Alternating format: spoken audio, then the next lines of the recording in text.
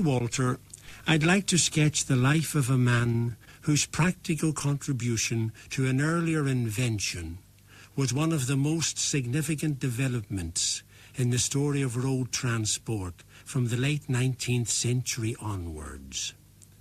That man's name was John Boyd Dunlop. He was born on the 5th of February 1840 in the village of Dreghorn in Ayrshire in Scotland, the son of a tenant farmer. John Dunlop was an able student at his local parish school, often helping as a pupil teacher. Afterwards, he attended Irvine Academy and then qualified as a veterinary surgeon at the age of 19. He moved to Belfast to practice in his late 20s and eventually found suitable premises at May Street between Montgomery Street and Seymour Street in the city centre. Today, this area is much changed. For those interested, Dunlop's home address, 50 Gloucester Street, was situated near what is today the corner of Gloucester Street and Montgomery Street, on the side nearest May Street. In those days, farm animals were bought and sold near here, and horse-drawn jaunting cars, carriages and carts were prominent on the streets. Thus it was an ideal spot for a veterinary practice. A Dr. John Fagan, who was to become Sir John in 1910 and was the founder of the Belfast Children's Hospital, called often into Dunlop's practice. He treated John's ailing son, Johnny, whilst the vet looked after Fagan's animals. Dr. Fagan, this would be around 1887, suggested that cycling would be good exercise for the boy. At this period, the streets of Belfast were paved with granite blocks and cobblestones, which resulted in them being very bumpy. The solid tar wheels on cycles didn't make for an easy ride. In fact, it could make one quite sore physically. Johnny complained about this to his father. Incidentally, Walter, Dunlop had one other child in his family, a daughter. He was married in 1876 to a Miss McCormack. Anyhow, Johnny asked his father if there was any way his tricycle could be made to go more smoothly. Dunlop, in turn, thought a lot about it and eventually came up with the idea of replacing the solid tire with a hose pipe filled with water. But Fagan suggested filling the tube with air instead, probably because he had some idea of the use of air in cushions and mattresses at the hospital. Dunlop made use of an inflated hollow tube, which made a cushion of air between the wheel and the ground. He set up a simple experiment as a test by constructing a tube from thin rubber sheet and attached this to a wooden wheel with strips of linen from an old dress of his wife. He supplied a valve by using a teat from a baby's bottle. He blew the tube up with a football pump. Then he rolled the wheel down his backyard and found that instead of keeling over like the existing solid tar wheel of his son's tricycle, it continued the length of the yard and bounced off the wall. Dunlop refined the whole idea by fitting blown-up tubes covered in canvas jackets to 2 3-foot diameter wooden hoops. These were then wrapped in an outer jacket of rubber sheeting, made more strong with 2 extra strips of rubber on the threads. He used rubber solution to bond everything together, and the tires stuck to the rim. The wooden hoops were then fixed to the large back wheels of his son's tricycle with copper wire. Everything was completed on the 28th of February 1888, and Johnny had a trial run. The new tyres were much better. He was able to go faster as well as more smoothly, so winning most of the races he had with his schoolmates. Dunlop made further improvements and was shrewd enough to apply for a patent, number 10607 of 1888, for his work. The patent read, "An improvement in tyres of wheels for bicycles, tricycles, or other road cars." It went on, "A hollow tyre or tube made of India rubber and cloth or other suitable material. Said tube or tyre to contain air under pressure or otherwise, and to be attached to the wheel or wheels in such a method as may be found most suitable."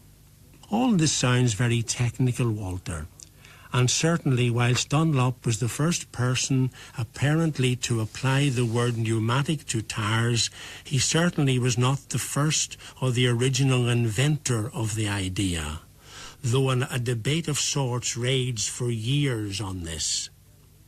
Dunlop himself acknowledged that the original begetter of the idea was another Scot, Robert W. Thomson, who in 1846 drove in a carriage in London's Hyde Park with pneumatic tyres.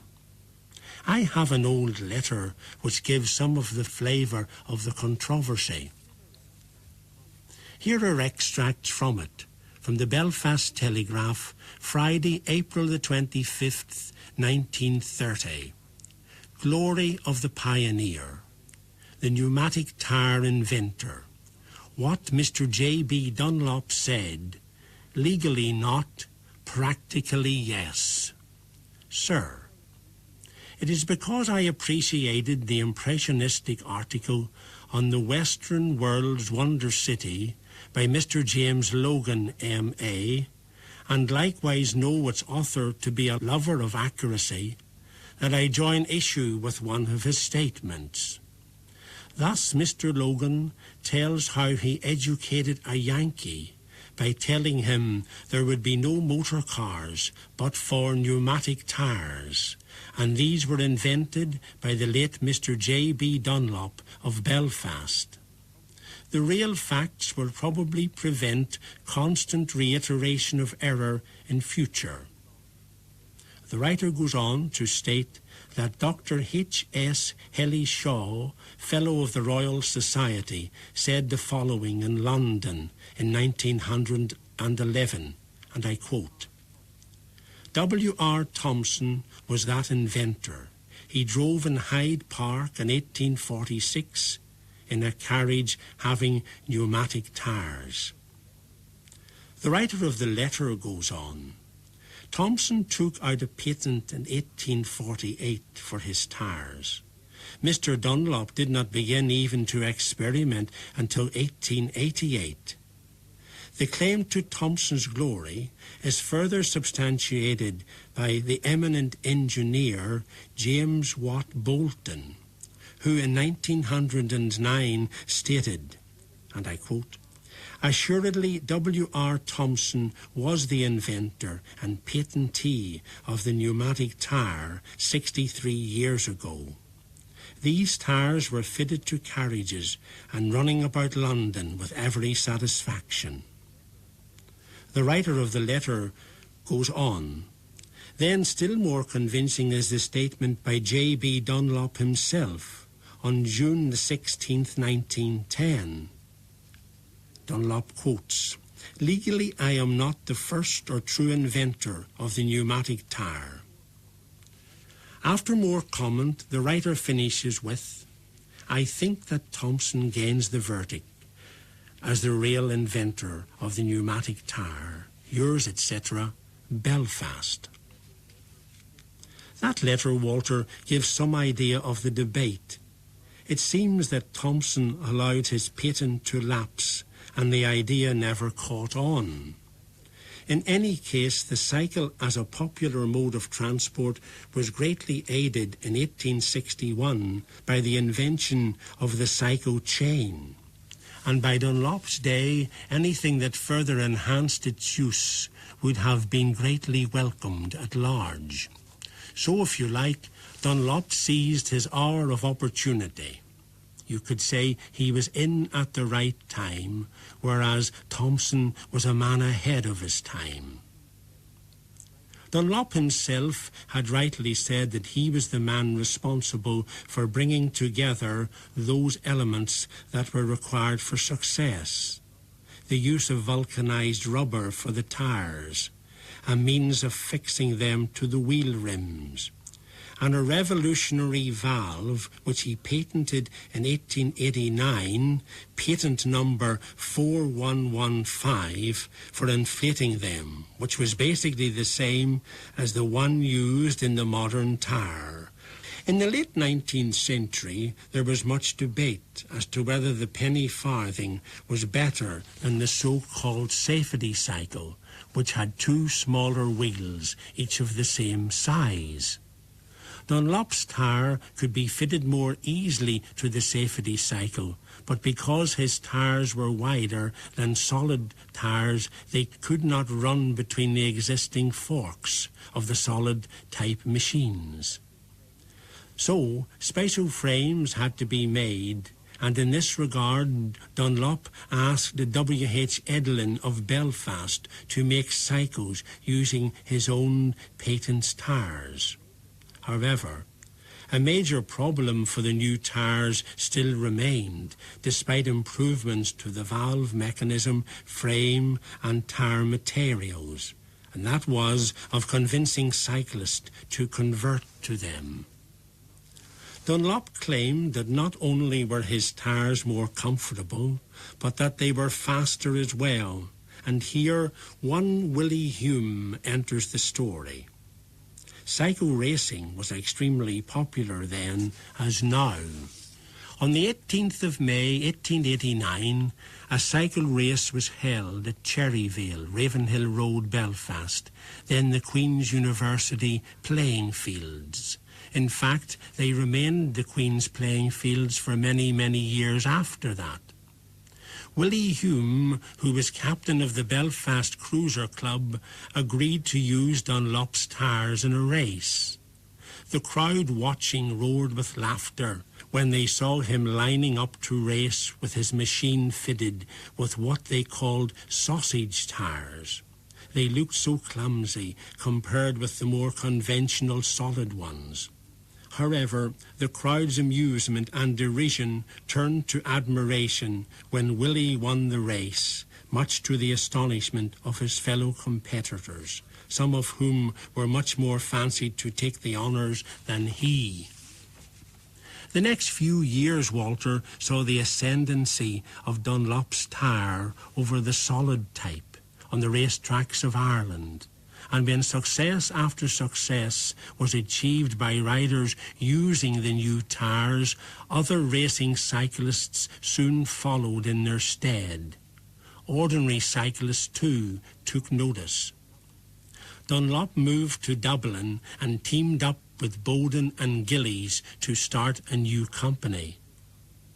Beyond a shadow of doubt, the new pneumatic tire which Dunlop had developed had proved to be one of the greatest inventions of the machine age, and gave such an impetus to road transport that people who owned other types of vehicles took to it as well. Thus speed and comfort of locomotion began to replace the previously slow and vibratory ways of earlier years. It now remained for someone to cash in on Dunlop's innovation and mass-produce it. That man was William Harvey Ducrot, a noted Dublin businessman. Curiously enough, Ducrot's interest in the new idea, and I suppose the formation of the Dunlop Rubber Company, can be traced back to that day at Cherryvale, when Hume won his victory. for Ducrot was an interested spectator as his two sons were competing in the same race. He saw the commercial possibilities of the new tires, and in 1896 he bought Dunlop's patents and business for £3 million. His son, Arthur Philip Ducrot, became managing director. The company grew and moved to Dale Street in Coventry. There it played a key role in the development of the pneumatic tyre industry as the motor car became popular, and it became a worldwide industry. Dunlop, particularly as he grew older, became very striking in appearance. As many of your listeners will know, he had the air and looks of an Old Testament patriarch with long, full, flowing white beard. He was always concerned about his health, and he often suffered from colds. He was to die unexpectedly after a slight chill on the 24th of October 1921, but his name lives on in the Dunlop Company, and deservedly so. Ducrot, whose enterprise in the foundation of the company was immense, had predeceased him by 3 years. He died at his Dalkey, County Dublin home on Christmas Eve 1918. 2 early Edlin pneumatic safety cycles were acquired by the Ulster Museum, Stranmillis, while some early Dunlop cycles and a penny farthing with Dunlop tyres can be seen at the Ulster Folk and Transport Museum at Cultraw. Dunlop's first experimental pneumatic tyre was presented by him to the Royal Museum of Scotland and is still in exhibit there. The Northern Bank issued a £10 note featuring John Boyd Dunlop in August 1990. I understand too, Walter, that your father gave some artefacts concerning Dunlop to the Ulster Museum. Yes, in fact, Jim, he worked for the Dunlop Rubber Company for all his working life until his retirement. And it was because he was aware of the fact that the original premises in May Street were being pulled down because of development in the area, and he realised that the cobblestones in the yard over which John Boyd Dunlop's son had ridden his bicycle for that very first time, that they were going to be thrown away. So he arranged to have them preserved and given to the Ulster Museum. So they're still there to this day, I believe. How interesting, Walter. A worldwide tribute was paid to Ducrot in 1909 when someone stated, "The history of the Dunlop tyre, the tale of the pneumatic, and its rapid evolution will go down to posterity as one of the greatest romances of all time." More recently, a distinguished Irish historian commented, "Dunlop and Ducrot were economic Irish patriots after the heart of Arthur Griffith." Arthur Griffith, your listeners may recall, was the first president of the Irish Free State, whose sudden death at the age of 50 in 1922 shocked Ireland north and south. Today, there is a blue plaque in May Street commemorating John Boyd Dunlop, but it is behind a hoarding. Dr. James Hawthorne, former BBC Controller Northern Ireland and chairman of the Ulster Historical Circle, tells me his committee hope to replace it in a more prominent, adjacent and accessible position soon. Quite right too, as Dunlop deserves to be remembered as one whose contribution to our social mobility was signal. Finally, Walter, a footnote to the story. Master McGrath, the famous Irish coursing greyhound, on his way to achieving one of his 3 successes in the Waterloo Cup at Altcar in Liverpool, the derby of the sport of coursing, was kennelled for one night at an old inn in May Street in December 1869, in premises directly opposite the spot where Dunlop's later veterinary practice was. At the time, Dunlop was in other premises not far away. As far as I know, history does not record him as having any dealings with the dog, though I wonder. For me, it's an interesting thought on which to close. And Jim O'Hagan will have another story from the past in a few weeks' time. But taking us up to news time at 4 o'clock today, it's Carol Gibbons and his broadcasting orchestra. He needs some cooling off. Maybe that's true of all of us.